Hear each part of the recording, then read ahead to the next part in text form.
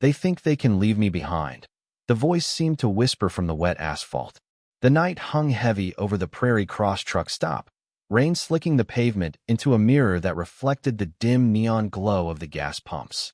A lone wind carried the faint tang of diesel and coffee, a scent that mingled with the dampness clinging to the desert air. Ghost, a white German shepherd, stood at the edge of the lot, muscles tense under a coat damp with rain, paws sinking slightly into the puddled concrete. His amber eyes caught the blink of neon, flicking to the shadows cast by the overhangs, measuring distance, timing breaths. Not a whine escaped his throat, not a bark, only the slight quiver of his body as he shifted weight from paw to paw, ears pricked, nostrils flaring to catch any sound. Somewhere in the dark, a tire rolled past the entrance, tires spitting rainwater against the curb, but Ghost did not move. He was waiting, or perhaps remembering, for something he could not name. A metallic glint caught the weak light. A service tag hung against his wet fur, partially covered in smudges that spoke of hurried handling, the faint smear of something that made his chest tighten. He lowered his nose to the ground, sniffed the dampness, the gravel, the lingering scent of tires and rubber, and his amber gaze swept across the lot like lanterns scanning for a lost path. From inside the small diner attached to the gas station, a low hum of a refrigerator motor and the occasional clink of silverware echoed faintly, merging with the patter of rain. Ghost's tail twitched once, sharply, a signal to himself, an anchor to what remained of his purpose. At that moment, a black pickup slid into a nearby pump, headlights cutting through the mist and illuminating the scattered puddles.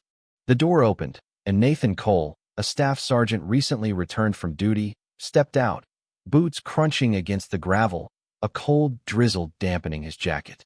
His hazel eyes scanned the lot, instinctively slowing as they caught movement, a form too large to be anything other than a dog, white against the dark. He froze mid-step, recognizing the stance, the tension in the limbs, the alertness not born of fear but of knowledge, a sense honed by experience. He took a cautious step forward, hands loose at his sides, breath forming small clouds in the chill night air. Ghost shifted slightly, ears twitching, a low vibration passing through his chest, almost imperceptible yet enough to tell Nathan that this was no ordinary stray. The service tag reflected the flickering neon, and Nathan crouched instinctively, bringing himself closer to the ground to meet the dog's gaze. The rain fell harder, dripping from the edges of the roof onto the wet asphalt, forming small rivers that traced the contours of the lot. Ghost inched forward, hesitant yet deliberate, nose pointing toward Nathan without breaking the eye contact. The tension in the air was tangible, a quiet moment stretching, the only sounds the steady beat of rain, the distant hum of tires on wet asphalt, and the faint mechanical whisper from inside the diner. Nathan held his breath, noting the way Ghost's paws pressed into the waterlogged concrete, careful, measured, protective of something he could not yet name. The metal service tag swung slightly with each subtle motion of Ghost's head, revealing letters partially obscured by smudges, hints of a past life, a handler, a mission, a loyalty that had not yet ended. Nathan extended a hand, not to touch, but to signal calm, and Ghost responded with a slight tilt of the head, muscles still coiled, tail low, as if weighing trust against instinct. Somewhere beyond the lot, the dark outline of a semi-truck disappeared into the rainy haze, tires hissing over wet asphalt, leaving behind the scent of rubber and oil. Ghost sniffed again, the tag brushing lightly against Nathan's outstretched fingers, a silent acknowledgement that he had been found by someone who might understand. Nathan exhaled slowly, letting the rain soak his jacket, letting the tension dissolve in the shared recognition of presence, of survival, of the unspoken bond forming in the wet silence of a truck stop at 2 in the morning. The neon buzz flickered overhead, and in the reflection of puddles, two figures, one man, one dog, stood connected by a fragile thread of trust, poised on the edge of a story that had begun long before the rain, before the abandonment, before this night, and yet would only truly begin the moment a hand reached out and a life chose to accept it. Nathan did not move quickly, because men who had handled frightened souls knew speed could sound like a threat. He stayed crouched beside the pump, one knee damp from the rain, one hand open beneath the weak blue wash of neon. Ghost stood 6 feet away, pale against the night, his ribs rising and falling beneath the wet fur, his eyes fixed on Nathan with the terrible patience of a soldier waiting for the right command. For a moment, the truck stop around them seemed to hold its breath. The coffee sign buzzed in the diner window. Water slipped from the roof in silver strings. Far out on the interstate, a freight truck rolled by with a low moan, its red lights fading into the dark like embers being carried away. Nathan felt an old ache stir beneath his left knee, the kind that came before storms and hard memories. He had left the Veterans Hospital in Lincoln that afternoon with a bottle of pain medicine in his bag and a warning from a doctor who had looked too young to understand old wars. Rest more. Drive less. Avoid stress. Nathan had almost laughed. Stress had been with him so long it felt like another organ. He was 39 years old, tall, broad-shouldered, with close-cut brown hair starting to gray at the temples and a face that looked calm only because it had learned not to show weather. His jacket was faded olive, his boots worn at the heel, and beneath his collarbone, under 2 layers of cloth, hung a set of dog tags he had not taken off in 12 years. One of them was his. The other had belonged to Bishop, the military working dog he still saw in dreams. Bishop had been sable, fast, stubborn, and brave in a way that made human courage look rehearsed. On Nathan's last deployment, there had been a moment when smoke, noise, and confusion swallowed everything. He had called Bishop once, then twice. The second call had broken something in him, because Bishop had tried to come back. Nathan had never forgiven himself for surviving what loyalty did not. Since then, he had avoided kennels, parks, even the pet aisle at grocery stores. He told people he was busy. The truth was simpler. A dog's eyes asked questions he could not answer. But this white shepherd was still standing in front of him, trembling in the rain, wearing a military tag like a final message. Nathan swallowed and spoke in the lowest voice he had. "Easy, boy. I am not here to take anything from you." Ghost's ears flicked at the word boy, but he did not step back. Nathan saw the small signs then. The careful way the dog kept weight off one front paw. The dried mud packed along his legs. The service tag pressed against his chest as if it were the one thing he had chosen to protect. Nathan's hand hovered closer. Not touching. Asking. Ghost stretched his nose forward and breathed against Nathan's fingers. Warm air. Diesel. Wet fur. Fear held under discipline. The diner door opened behind them, and a woman's voice cut softly through the rain. "Lord have mercy." Nathan did not turn all the way. He kept his eyes on Ghost. "Stay back a little, ma'am. He is trained." The woman stopped under the awning, a dish towel twisted in both hands. She was in her late 50s, with silver hair pinned loosely at the back of her head and a face lined by work, grief, and kindness that had survived both. Her name tag read Ruth, though Nathan had noticed her earlier inside, moving between booths with the quiet authority of someone who knew every traveler carried a story and most did not want it touched. "That dog has been out there for 10 minutes, she said. "Came from behind the trailers. I thought he was somebody's, but no one claimed him." Nathan nodded once. His gaze dropped again to the tag. The letters were hard to read beneath rain and dark stains, but the shape of them was familiar enough to tighten his throat. Military working dog identification. Not a pet tag. Not a cheap collar charm from a feed store. Something official.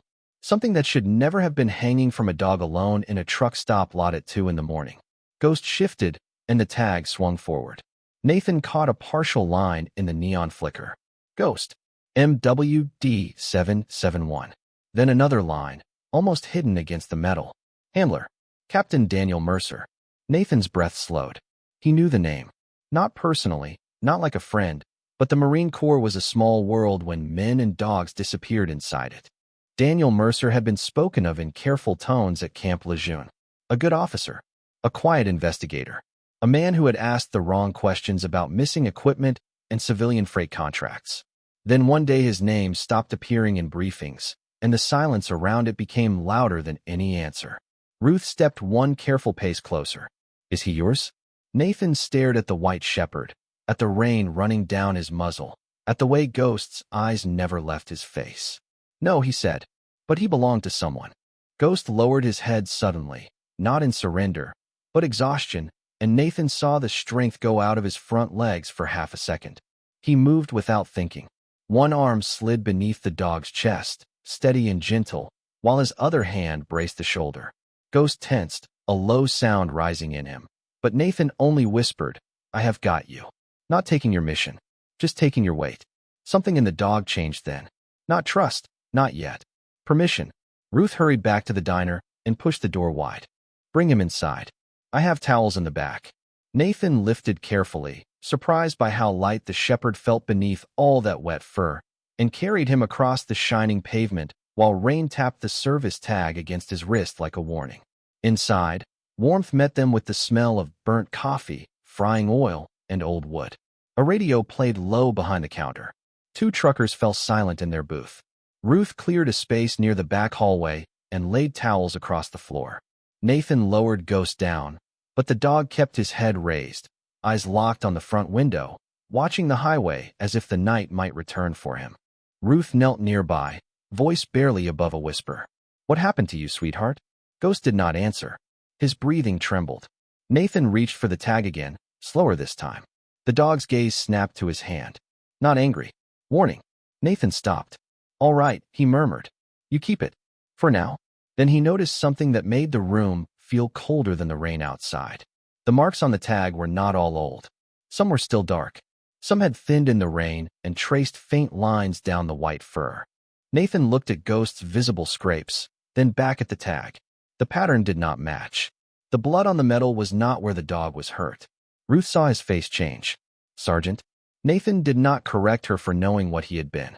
He just stared at the name Captain Daniel Mercer and felt the past open like a door behind him. "That may not be his blood," he said. Outside, beyond the fog diner glass, a Keller freight semi rolled slowly through the far edge of the lot without stopping. Ghost heard it before anyone else. His ears rose. His body went rigid. And beneath Nathan's hand, the wounded dog began to shake, not from cold, but from memory. The Keller freight truck moved like a shadow with headlights, slow enough to be seen, careful enough to pretend it was only passing through. Its trailer was long and white, streaked with road grime, and the company name along the side appeared for 1 second beneath the diner lights before rain swallowed it again. Ghost saw it. Nathan felt the reaction before he understood it.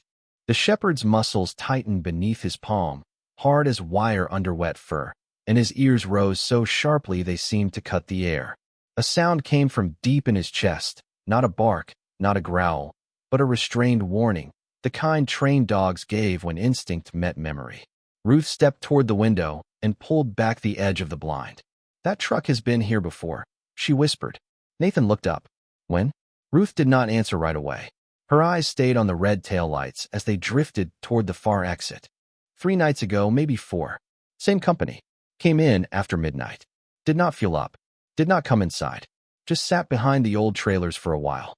She turned back, the color gone from her face. "I remember because the driver kept his lights off." Nathan heard the words, but his attention had fallen again to the service tag against Ghost's chest.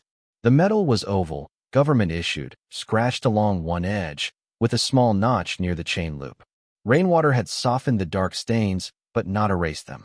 He reached into his jacket pocket and pulled out a clean handkerchief, the same one he carried out of habit and never used. Ghost watched every inch of the movement. "Easy," Nathan said. "I am only going to look." Ghost's lips tightened for a second, but he did not snap. His amber eyes lifted to Nathan's face, searching for something beyond tone, something older than words. Nathan moved slowly, folding the cloth around 2 fingers and touching the lower edge of the tag. The metal was cold. The stain was not fresh, but it had not been there long. As he wiped, the letters came clear one by one. Ghost. Military Working Dog 771. Handler. Captain Daniel Mercer. If found, contact Camp Lejeune. Ruth crossed herself without seeming to realize it. Nathan felt his throat close. There were names the Corps carried in official files, and there were names it carried in silence.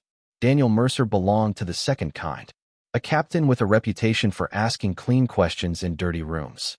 A man known for noticing missing serial numbers, changed cargo routes, strange invoices, civilian contractors who smiled too much and wrote too little. Nathan had heard the story in fragments at Camp Lejeune, never from anyone who would say it on record. Mercer had been reviewing transport logs tied to a private freight company, then disappeared during a routine transfer near the state line. His dog was reported missing too. No ceremony. No clear ending. Just a door closed softly by people who did not want it opened. Nathan looked down at Ghost. You were with him, were you not?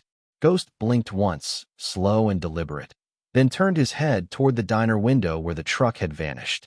Ruth's voice trembled. That blood. You said it may not be his. Nathan nodded, careful not to make the fear larger than it already was.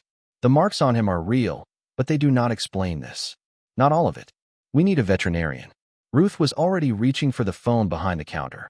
Dr. Emily Hart is 20 minutes out if the roads are decent. She helps strays, livestock, anything with a heartbeat. Nathan slid off his jacket and laid it over Ghost's shoulders, leaving his own arms exposed to the cold seeping through the back hallway. Ghost did not relax, but he allowed the weight of the jacket to settle. That permission struck Nathan harder than gratitude would have. It was not affection. It was trust under protest. Ruth returned from the phone and knelt beside them with a bowl of water. Ghost sniffed it, then looked at Nathan first, as if seeking clearance. Nathan's mouth tightened. Go ahead. The dog drank in small, controlled pulls, never taking his eyes fully off the room. The two truckers in the corner had gone quiet, their meals forgotten. One of them, a broad man in a faded Kansas City cap, lowered his voice. Is that one of those military dogs? Nathan did not look away from Ghost. Yes. Then why is he here alone? No one answered. The question stayed in the warm air between the smell of coffee and rain, as heavy as a folded flag. Minutes stretched. Ruth closed the diner to new customers and locked the front door, though the open sign still glowed red through the fogged glass. Outside, the storm softened to a steady drizzle.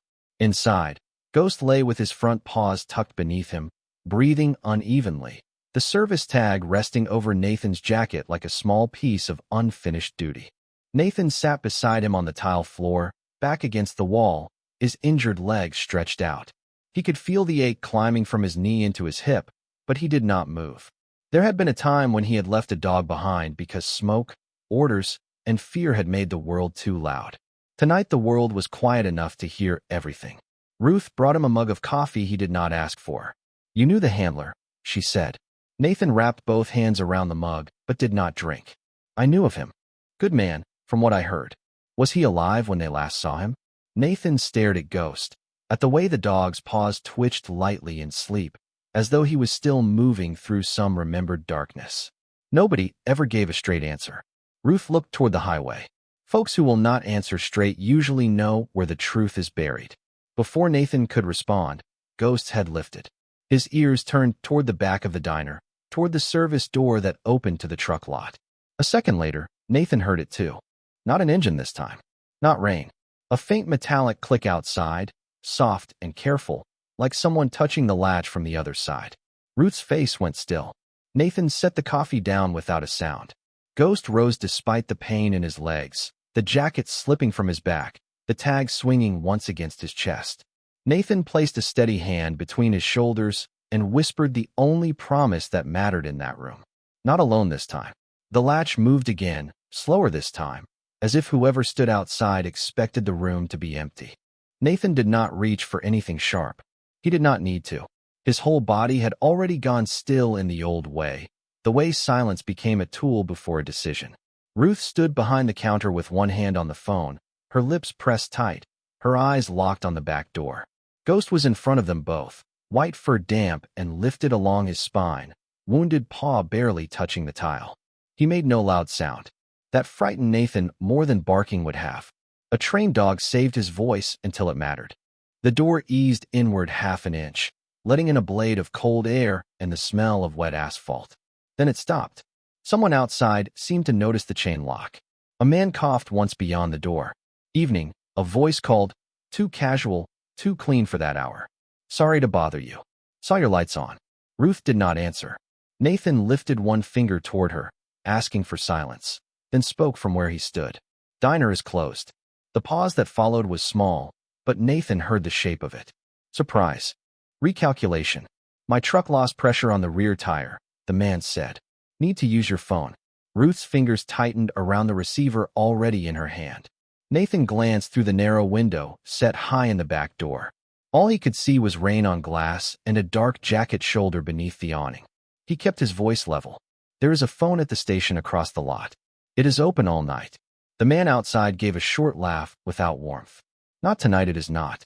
Ghost took one careful step forward. His service tag clicked against the metal ring on his collar, a soft, bright sound that cut through the room. Outside, the man stopped breathing for half a second. Nathan saw Ghost's ears angle forward. Recognition moved through the dog like a current. Not fear alone. Memory.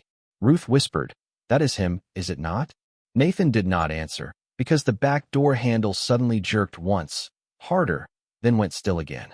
Ruth dialed before Nathan could tell her to. Her voice, when she spoke, was steady in the way only frightened, brave people sounded. "This is Ruth Callahan at Prairie Cross Truck Stop. I need the sheriff and Dr. Hart here now. There is someone at my back door." The figure outside heard enough. A shadow shifted past the small window. Footsteps splashed away across the service lane, quick but controlled. Ghost lunged toward the door and nearly collapsed when his injured leg failed him. Nathan caught him by the harness strap with both hands. No, not yet. Ghost fought not to escape Nathan, but to continue. His body strained toward the fading footsteps, toward the truck lot, toward whatever unfinished duty had dragged him through miles of rain and fear. Nathan wrapped one arm around the dog's chest and felt the heart there hammering like a fist against a locked door. "I know," he whispered. "I know you were trying to show me." Ghost turned his head sharply, amber eyes burning inches from Nathan's face. For one breath, Nathan was not in a Nebraska diner anymore. He was back in heat and dust, kneeling beside another dog who had looked at him the same way, insisting the mission was not over while the world around them begged him to stop. His grip loosened. Not enough to let Ghost run. Enough to listen. Sirens did not come right away. In small towns, help had distance to travel. The waiting became its own kind of storm. Ruth moved through the diner with deliberate hands, drawing blinds, turning off the front sign, checking the lock twice. The old wall clock ticked above the pie case. Coffee burned darker on the warmer. Ghost remained beside the back door, trembling, nose near the crack at the floor, breathing in the trail left behind. Every few seconds, he looked back at Nathan, then to the door, then back again. Not begging. Reporting. At 2:46 in the morning, headlights swept across the diner windows, and a white veterinary pickup pulled in under the awning. Dr. Emily Hart came through the front entrance with a medical bag in one hand and rain in her dark hair. She was in her early 40s, dressed in jeans, boots, and a navy jacket with the clinic logo stitched over the chest. Her face had the focused calm of someone who had delivered calves in snow, stitched farm dogs on kitchen floors, and told families the truth when hope was thin. Ruth unlocked the door just enough to let her in, then locked it again. Emily took one look at Ghost and lowered her voice. "Oh, sweetheart." Nathan watched her approach slowly, palm open, eyes soft but professional. Ghost allowed 3 steps, then turned his body so the service tag was hidden beneath his chest. Emily noticed. "Smart boy," she said. "I am not taking it. I just need to check what hurts." Ghost's gaze shifted to Nathan. The question was clear. Nathan knelt beside him. "She can help. I give you my word." The dog held still. Emily worked with gentle efficiency, checking his paw, his shoulder, his ribs, his temperature. She cleaned mud from the white fur with warm cloths Ruth brought from the kitchen. No one spoke for several minutes. The diner seemed to shrink around the small circle of light where they knelt. 3 humans and 1 exhausted dog, holding the center of the night together. Emily finally sat back on her heels. "He is dehydrated. Bruised. Paw is strained, but not broken. Some surface cuts need cleaning. He needs fluids and rest." Then her eyes dropped to the service tag. Nathan saw her expression change as she leaned closer without touching. "What is it?" he asked. Emily opened a small kit, took a sterile swab, and touched the edge of the dried stain with care. "This did not come from the injuries I can see." Ruth closed her eyes. Nathan felt the words land even before Emily said them. "This blood is from someone else." Ghost gave a quiet sound then. A broken breath pulled from deep inside him, and pushed himself upright again despite Emily's hand trying to steady him. He turned toward the back door and pressed his nose to the bottom seam. Emily frowned. "He cannot travel tonight. He should not even be standing." Nathan looked at Ghost's shaking legs, then at the tag, then through the rain-blurred window toward the dark shape of the truck lot. The right thing and the safe thing stood on opposite sides of the room. Ghost scratched once at the door, weak but certain. Ruth whispered, "He is asking you to go." Nathan reached for his damp jacket and laid it over Ghost again. The dog did not stop staring at the door. Somewhere out there, a trail was cooling in the rain. Somewhere out there, the man whose name hung from Ghost's neck might still be waiting for the one partner who had refused to forget him. Nathan stood slowly, his bad knee protesting beneath him. "Then we go carefully," he said. "Not because you are strong enough, but because somebody loved you enough to teach you not to quit." The truck lot stretched before them, slick and reflective under the soft drizzle, the puddles catching the neon from the diner sign in fragmented lines that danced like 1,000 tiny rivers. Ghost stepped forward, each paw pressing carefully into the wet asphalt, ears pricked, tail low but firm, leading Nathan and Ruth toward the far corner where shadows pooled beneath stacked pallets and abandoned crates. Nathan kept his hand on the dog's shoulder, careful to mirror the calm he wanted him to feel, every breath measured, listening to the soft splash of water underfoot and the distant hum of tires on the interstate. Ruth carried a small flashlight, its beam bouncing over the pallets, glinting on rusty nails and wet wood, casting fragmented shapes across the damp concrete. Ghost paused once, sniffed the air, and tilted his head, amber eyes narrowing, before moving again, slow but deliberate, guiding them past trailers and around puddles deep enough to ripple with each step. Nathan felt a tension rise in his chest, not fear, but anticipation, a sense that every careful movement mattered, that this dog was not just leading them through the lot, but through a story already written in the rain. The smell of wet asphalt mixed with the faint tang of diesel and distant coffee, carrying the memory of trucks and long miles, a scent that seemed to stitch the past to the present. Ghost stopped again, pressed his nose to the seam between two pallets. Nathan crouched beside him, noticing a faint smear of dark red on the corner of one crate, almost washed away by the rain, but still visible under the flashlight's beam. Ruth bent closer. "Oh," she whispered, pointing. "Something is here." Nathan nodded, careful not to breathe too heavily. He could see small fragments of blue fabric caught in the wood grain, a metal clip that had been bent and scratched, and a faint indentation in the dirt beside it, like the paw print of something that had waited too long. Ghost leaned lightly against Nathan, encouraging, but never pushing, keeping the momentum measured. Nathan could feel the heat from the dog's body, the rhythm of a heartbeat that had been trained to detect danger, now guiding him through memory and instinct. He crouched lower, examining the corner of the crate more closely. The metal clip had a series of small indentations, marks not made by a casual hand, but by one accustomed to careful, precise movements, the kind that only came from someone who had worked alongside trained partners, human and canine. Ghost shifted, nudging Nathan's arm, eyes bright with urgency, then sniffed along the ground, moving toward a darker pallet behind the first. Nathan followed, stepping cautiously over wet patches, listening to the soft scrape of pallets against one another as the dog navigated the space.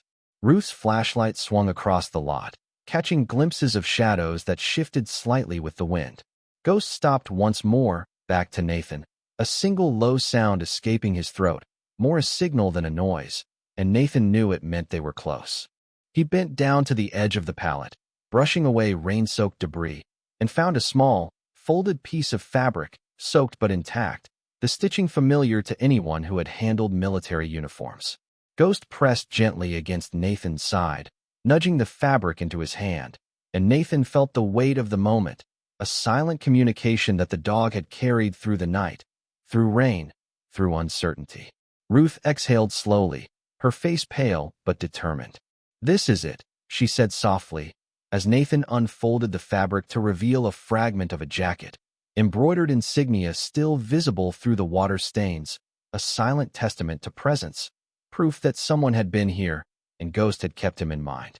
Nathan stood carefully, holding the fabric close, and glanced down at the dog, who remained steady, tail moving slowly, ears alert, eyes locked on the far edge of the lot where the faint shapes of trailers and pallets created a maze in the rain dark. Every step had been deliberate, each pause purposeful, every sound measured, and Nathan realized that the dog had not just led them to an object, but to a story, a trace of someone who had been lost, someone who mattered, and the dog had carried it, patiently, tirelessly, through the wet hours until they arrived. He took a deep breath, letting the cold drizzle settle around his jacket and into his boots, feeling the rhythm of Ghost's heartbeat against his side, the weight of the discovery, and the quiet certainty that they were at the start of something far larger than the rain-soaked truck stop, that a path had opened, one small step at a time, guided by instinct, loyalty, and the unspoken bond between man and dog. Ghost leaned once more, nudging Nathan's knee with the lightest pressure, signaling the way forward, and Nathan followed, careful, deliberate, listening to the soft patter of rain, the distant hum of the interstate, and the steady, silent guidance of a companion who had not abandoned the past, who had carried its memory faithfully, bringing them to the edge of understanding and to the first trace of the person they sought. Nathan did not follow Ghost any farther into the dark without calling someone who still knew how to open locked doors without leaving fingerprints on the truth. Back inside the diner, while Dr. Emily Hart cleaned Ghost's paw beneath the yellow light of the kitchen pass-through, Nathan stood near the old pay phone by the restrooms and dialed a number he had promised himself he would never use again. It rang 4 times. Then a rough voice answered, thick with sleep and suspicion. Reardon. Nathan closed his eyes for half a second. Miles, it is Nathan Cole. On the other end, silence widened. Then the voice changed, not softer, exactly, but older. Cole, I heard you were out. I am. Are you all right? Nathan looked through the fogged window at the truck lot, where Ruth stood under the awning with her arms folded tight against the chill, watching the rain wash over the place where Ghost had found the strip of uniform fabric. I found a military working dog, Nathan said. White Shepherd.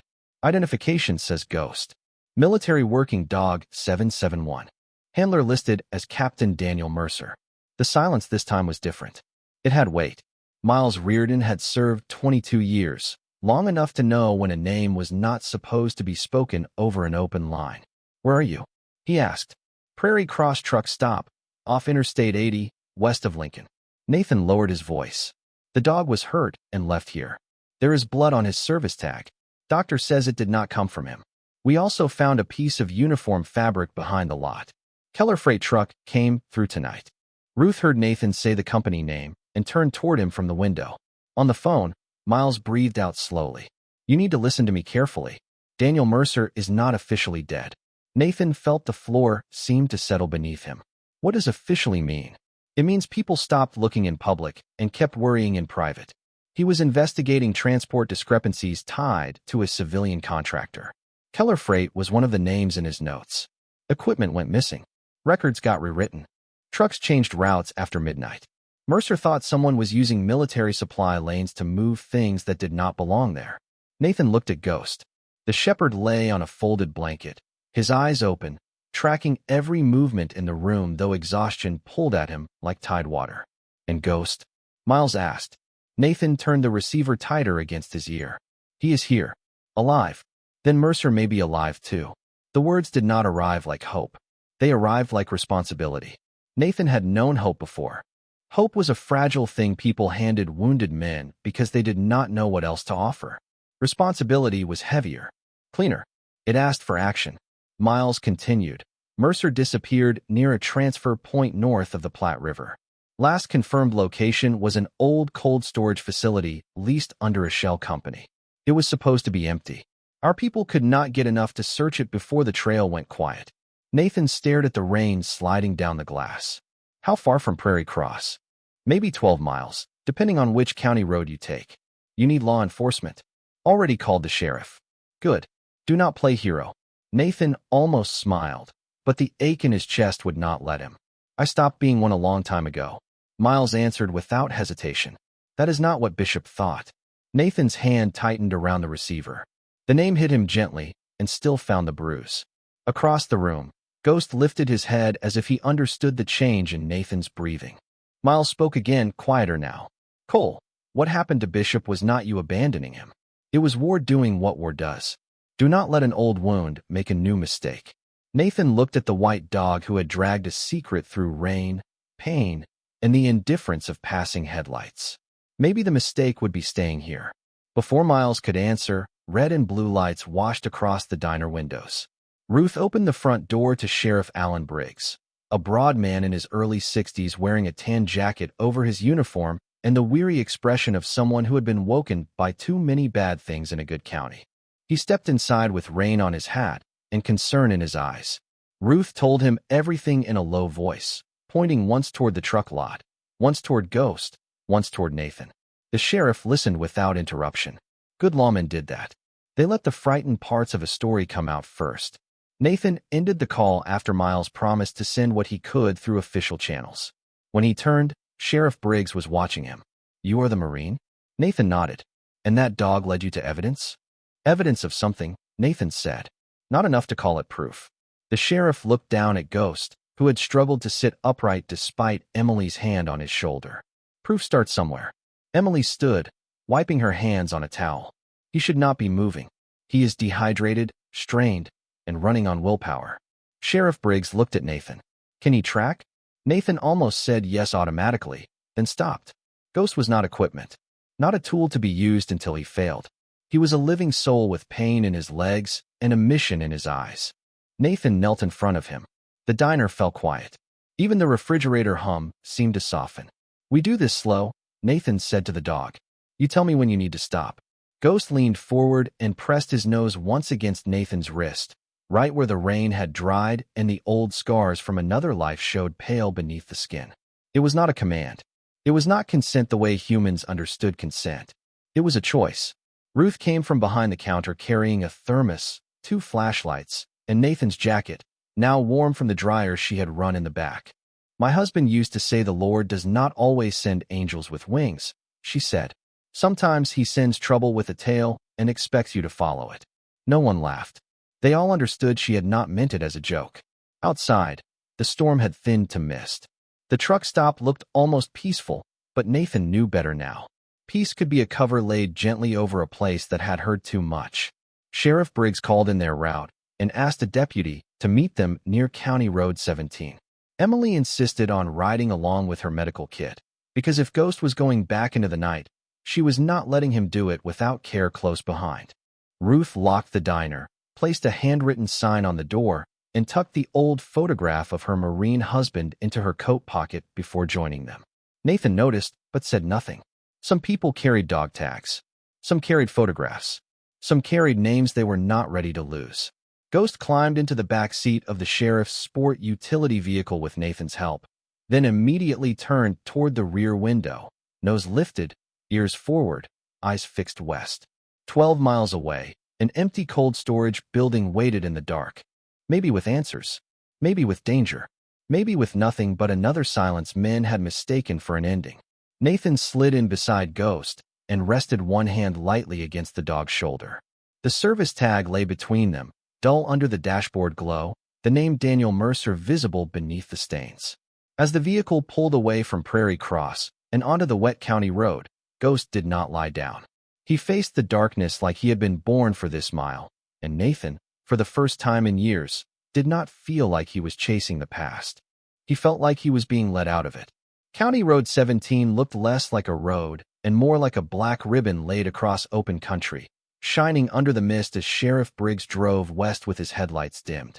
The land around them stretched flat and silent, broken only by fence posts, winter grass, and the occasional skeletal outline of a cottonwood tree leaning against the dark. Inside the sport utility vehicle, no one spoke for the first several miles.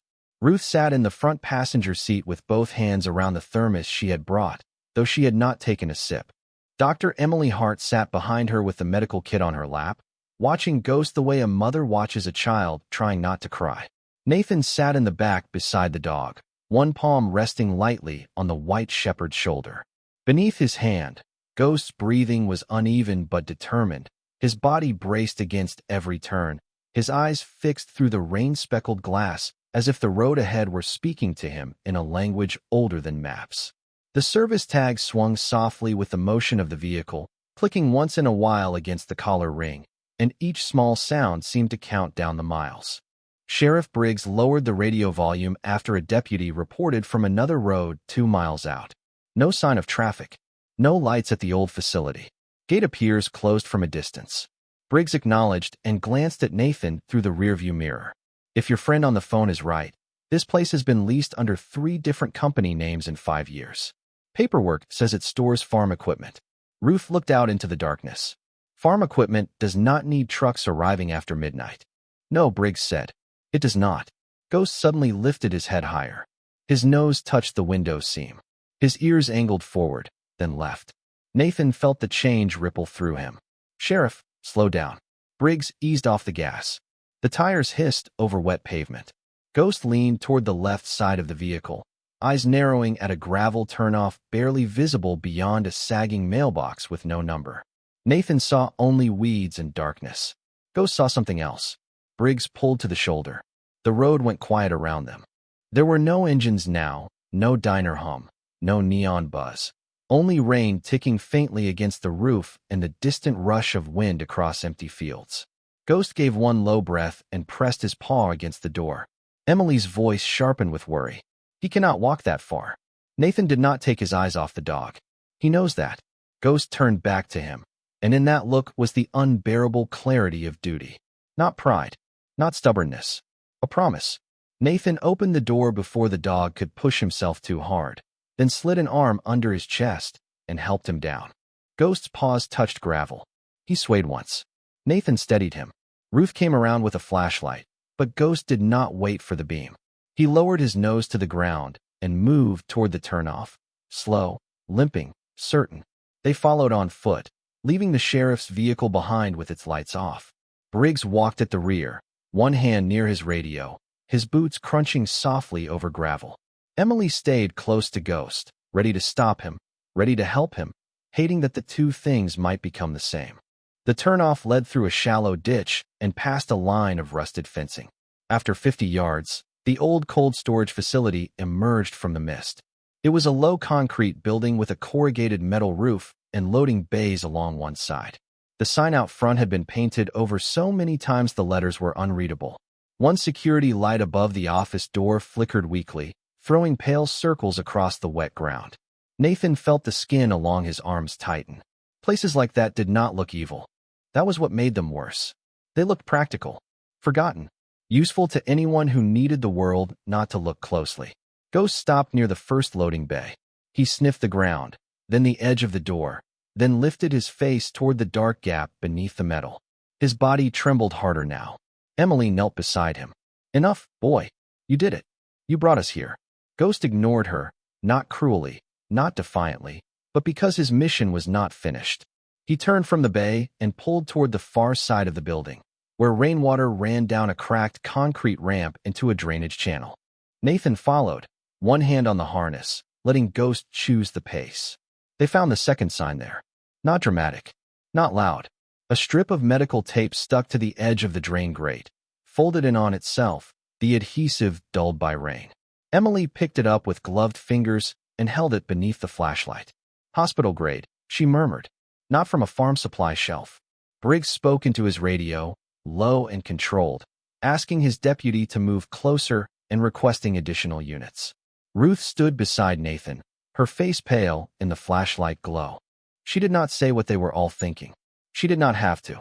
Ghost turned sharply toward a side entrance half hidden behind stacked plastic pallets. The door there was not locked from the outside. It had been pulled almost shut, leaving a narrow black line where the frame did not meet. From inside came a faint sound. Metal shifting.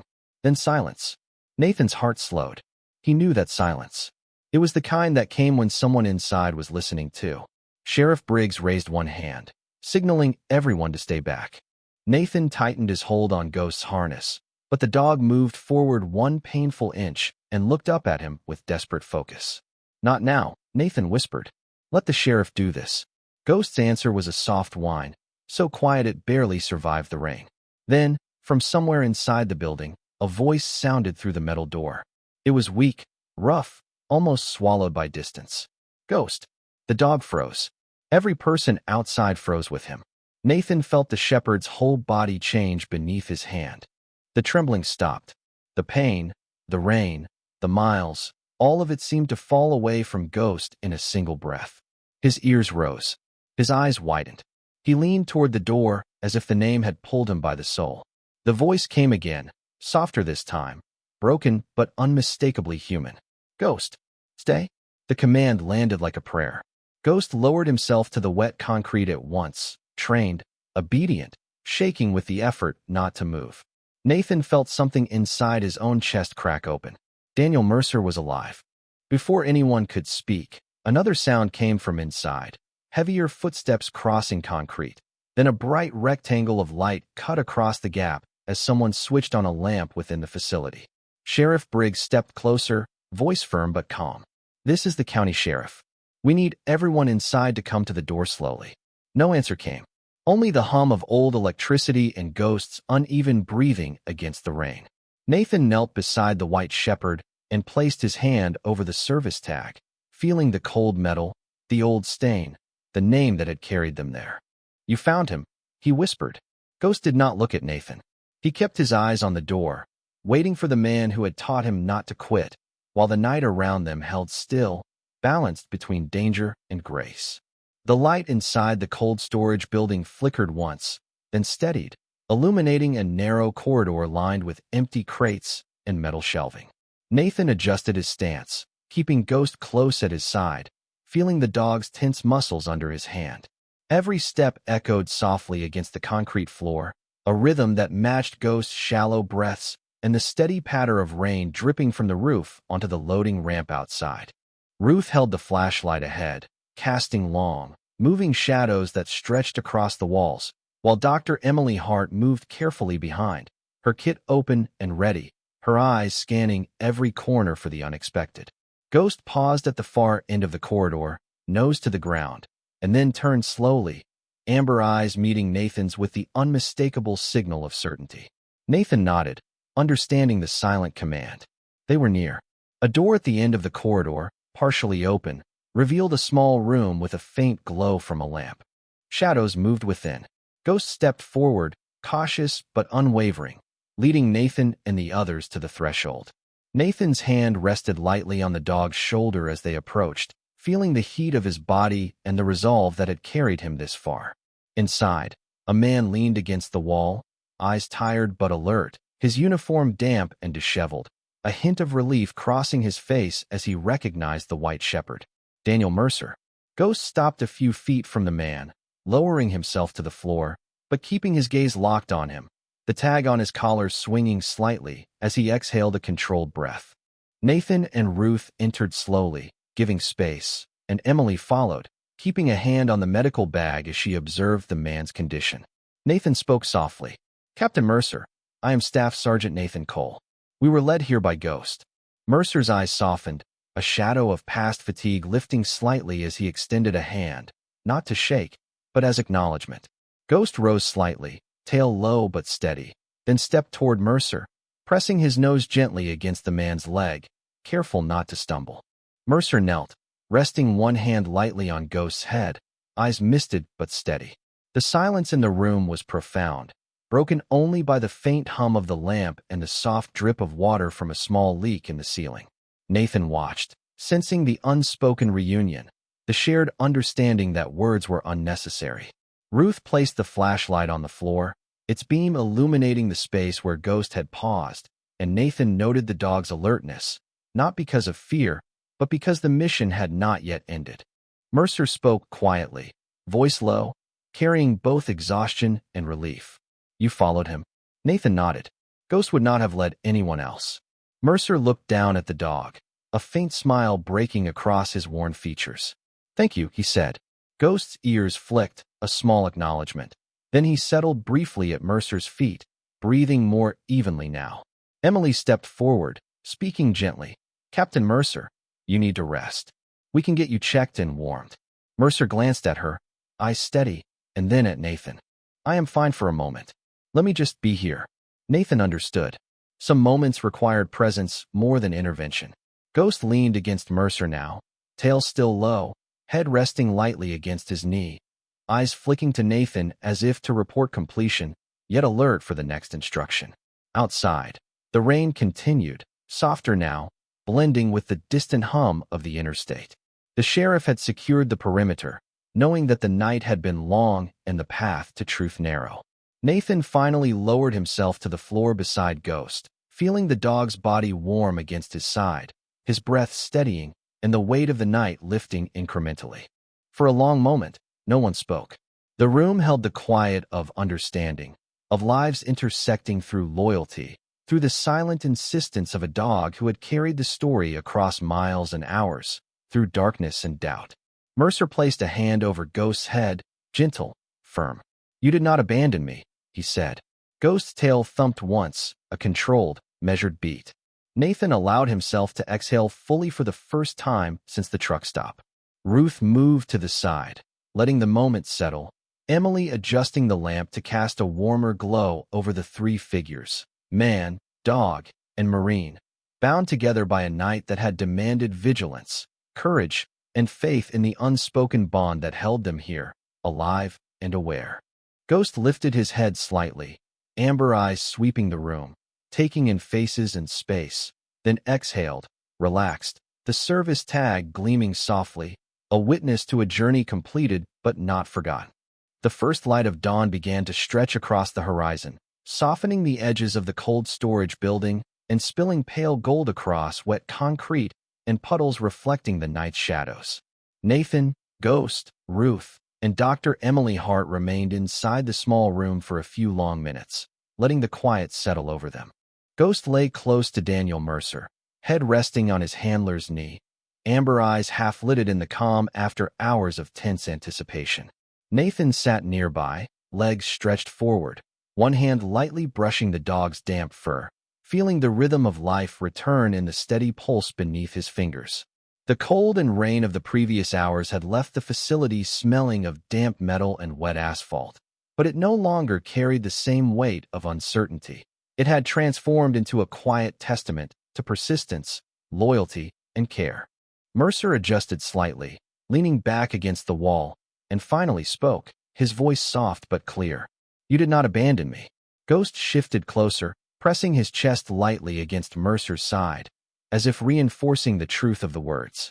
Nathan could see the tension leaving the dog, the careful patience that had guided them here slowly dissolving into relief. Ruth poured 2 mugs of coffee from her thermos, handing one to Nathan and one to Emily.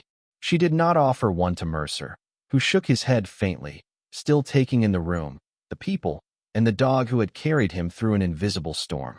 Nathan sipped slowly, feeling warmth seep into his chest, and he glanced at Ghost, who now lay sprawled, legs extended, breathing even, head resting against Mercer's thigh, eyes alert yet at ease.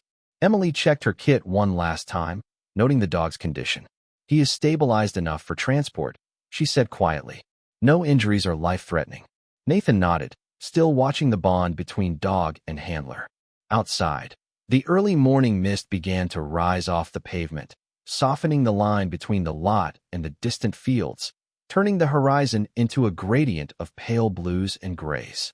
The sheriff's vehicle waited with its lights dimmed, and the sound of rain on metal had faded to a gentle rhythm. Nathan stood, brushing off his jacket, and looked down at Ghost. "You did this. You carried the past across the night." Ghost lifted his head slightly, amber eyes meeting Nathan's, and thumped his tail softly. Mercer gently patted the dog's head and murmured, "Yes, we are here. Safe." Nathan felt a quiet weight lift from his shoulders, the echoes of loss and missed opportunities receding into the warmth of this moment. Ruth glanced around the room, then at Nathan and Mercer. "You all need a way home," she said. Nathan nodded. "The sheriff can escort us. Emily will ride along to monitor the dog." Nathan looked down at Ghost, who shifted closer to Mercer as if insisting that the first steps toward safety belonged to them both. The morning air grew lighter, and the mist began to clear from the windows. The dog tag on Ghost's collar caught a stray beam of light and glimmered softly, a reminder of the journey, of fidelity, and of lives intertwined by trust and courage. Nathan finally straightened, one hand on the dog's shoulder, feeling the heat and life there, understanding that some partnerships were not defined by words or orders, but by the quiet, steadfast commitment to remain together through uncertainty and the unknown. Ghost rose slowly to his feet, muscles relaxed but alert, ready to move with Mercer as he guided the way toward the sport utility vehicle. Nathan followed, Emily at the rear checking the dog's response to each step. They moved carefully across the wet asphalt, through the mist, and toward the waiting vehicle. The morning sun broke further, washing the scene in a soft, forgiving light that seemed to affirm the choices made through the long night. Each step Nathan took beside Ghost and Mercer felt deliberate, measured, yet lighter, unburdened, as if the distance they had traveled, both physically and emotionally, had finally led them to a place of quiet resolution. The sheriff gave a nod, allowing them passage, and the small procession moved steadily toward the vehicle, the mist curling around their legs, the air filled with the quiet exhalation of relief. Nathan looked at the dog, at the handler, at the quiet heroism that had gone unnoticed through the darkness, and understood that some acts of loyalty, some journeys of care and persistence, did not require recognition. They required only presence, patience, and faith in one another. Ghost jumped lightly into the back seat beside Mercer, settling with a content sigh, and Nathan closed the door slowly, letting the warmth of morning and the calm of mission completed fill the space. As the vehicle pulled away, Nathan leaned back, eyes on the soft horizon, and for the first time in hours, allowed himself to breathe freely, knowing that some bonds were unbroken, some duties fulfilled, and some miracles, carried silently across the rain, had reached their quiet, perfect resolution.